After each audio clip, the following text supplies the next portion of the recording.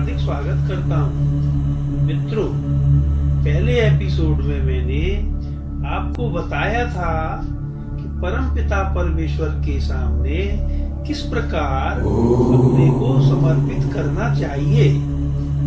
आज मैं उसी विषय को आगे बढ़ाते हुए बताऊंगा कि परमात्मा हमेशा हमारे साथ ही रहते हैं, हमारे अंदर आत्मा के रूप में, क्योंकि आत्मा परमात्मा का ही अंश है।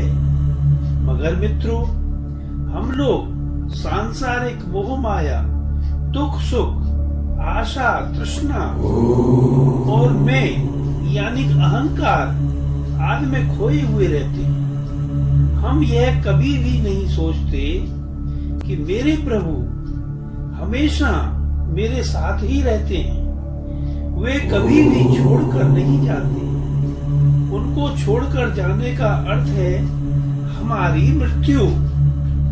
मित्रों, वे हमेशा समय समय पर हमें बुरे कर्मों से बचाने के लिए चेतावनी देते रहते हैं, परंतु हमारी आत्मा के ऊपर मोह माया आदि सांसारिक बंधनों एवं सांसारिक व्यस्तता का पर्दा पड़ा रहता है और हम उनके इशारे को नहीं समझ पाते हैं। यही हमारी अज्ञानता है।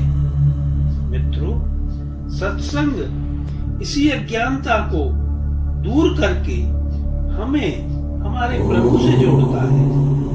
मित्रों, मैं आपको बताऊंगा कि हमारे प्रभु परमपिता परमेश्वर किस प्रकार हमेशा हमारा ध्यान रखते हैं, मगर हम मूर्ख ज्ञानी लोग उन्हें नहीं पहचानते। मित्रों, जब हम कोई भी गलत या पाप कर्म के लिए सोचते हैं या करने के लिए जाते हैं, तो मित्रों, आपने यह अपने अंदर महसूस किया होगा कि हमारे अंदर से यानी कि हमारी अंतरात्मा से एक आवाज आती है और वह आवाज कहती है कि तुम यह कार्य मत करो, यह पाप है।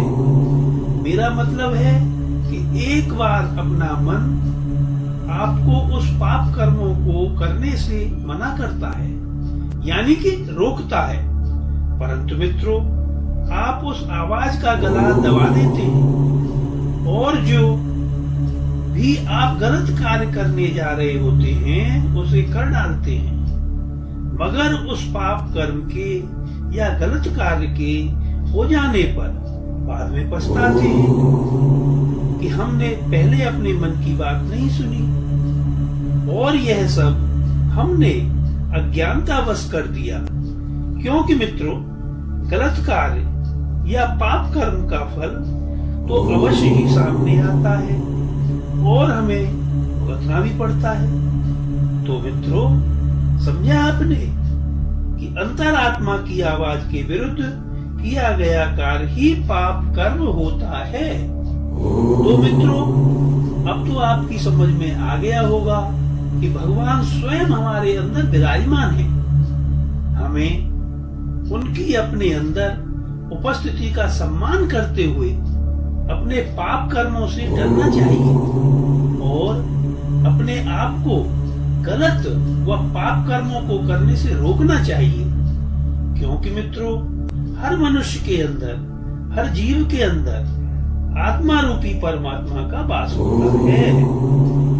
इसलिए मित्रों, हमें अपने अंदर अज्ञानता रूपी अंधकार को बाहर निकालकर उस आत्मा रूपी परमात्मा से मिलने का प्रयास करना चाहिए।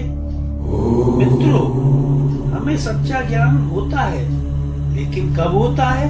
तो सुनिए, जब आप कभी भी शमशान भूमि में जाते हैं और उस समय जब तक आप वहां रहते हैं तो आप सांसारिक बातों को भूलकर परम पिता ईश्वर का गुणगान करते हैं तथा उसकी माया से बाहर आकर वैराग्यता अपने अंदर महसूस करते हैं और कहते हैं कि एक दिन सभी को यहाँ आना है। यही सत्य है। संसार मिथ्या है। जब आप जलती हुई चिता को देखते हैं तो उस समय पर आपको सच्चा ज्ञान होता है, पर मित्रों वहां से निकलने के बाद पुनः आप उन्हीं सांसारिक माया जाल में फंस जाते हैं। मित्रों वह ज्ञान सच्चा होता है मगर क्षणिक होता है।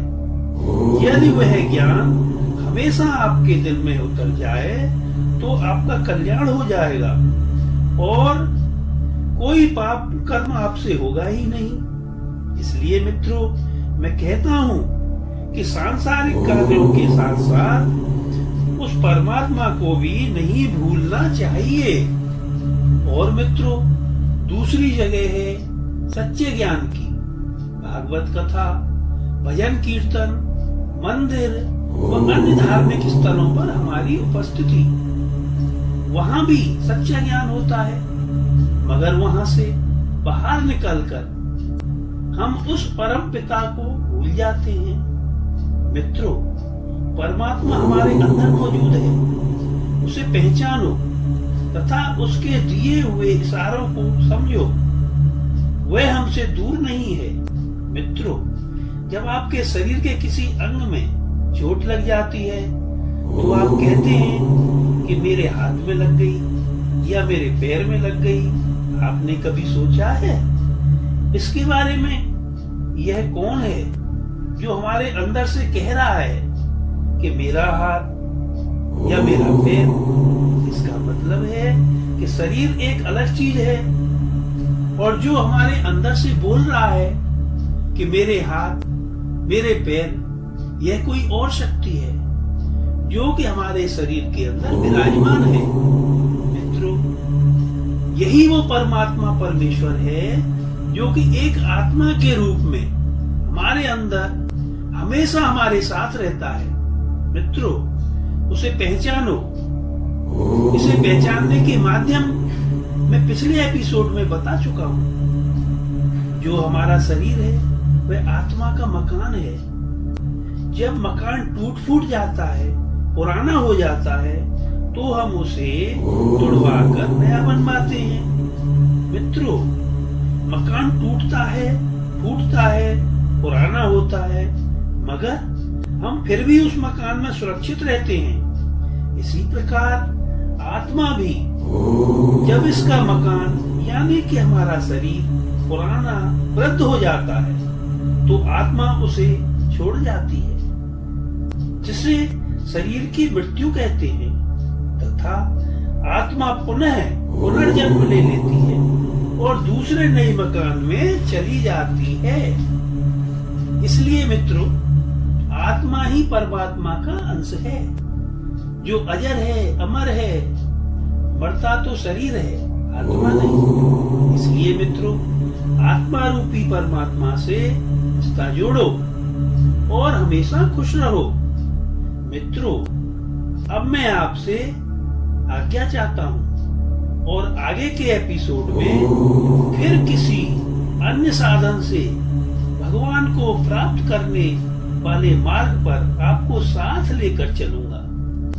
और हाँ मित्रों आगे की वीडियोस देखने के लिए हमारे चैनल को सब्सक्राइब अवश्य ही करें तथा बेल का बटन दबाना ना भूलें और हमारे वीडियोस को अधिक से अधिक शेयर करें। धन्यवाद। राधे राधे।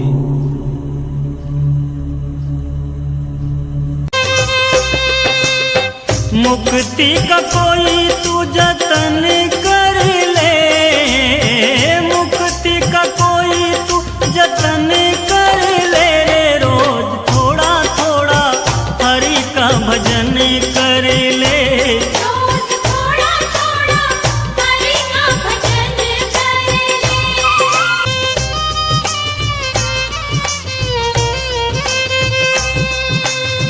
भक्ति करेगा तो बड़ा ही सुख पाएगा, भक्ति करेगा तो बड़ा ही सुख पाएगा, भक्ति से आत्मा का मैल छूट जाएगा, भक्ति से आत्मा का आत्मा के साथ साफ मन कर ले, आत्मा के साथ साफ मन कर ले रे रोज थोड़ा थोड़ा हरि का भजन कर ले।